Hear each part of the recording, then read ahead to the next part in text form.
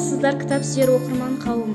Мен Түркістан облысы Түлкібас ауданы Керейт ауылындағы Ордабай Ағыбайұлы атындағы жалпы орта мектебінің 11-ші сынып оқушысымын.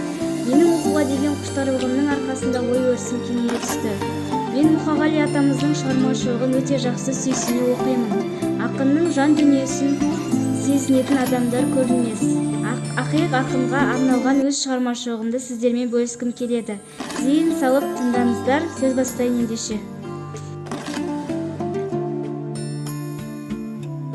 Мұқағалиға арнау. Өзіңізді өміріме үлгі етемін, өлеңменен жанымды тербетемін. Поэзияның қыраны сіз екенсіз, ал мен көктеген гүл екенмін. Сіз менің шабытымның бастауысыз, арман еткен биік шың заңғарымсыз. Шындықты жырлап өтсем өзіңдеймен, орнымды мына өмірден тапқаным шың. Серік еттің қағазбенен қаламыңды, сол жазбадан көрем кейде жанарыңды. Жалын жырың өмірге құштар қылар, мен де жазам ақтарып сырларымды. Арнаймын сізге мен бұл сөздерімді, білермісіз кейде сізді іздерімді.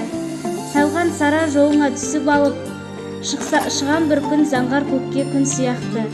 Өлеңге шекпен камзол жапқан олсыз, мағынасыз болса егер өлең гүлсіз. Алғыс айтып жүру керек әр қашанда, анаңызға сіздей перзент тапқан үшін. Ақиық ақын 45 жыл ғұмырында сан ғасырға азық болар мол қазына қалдырған.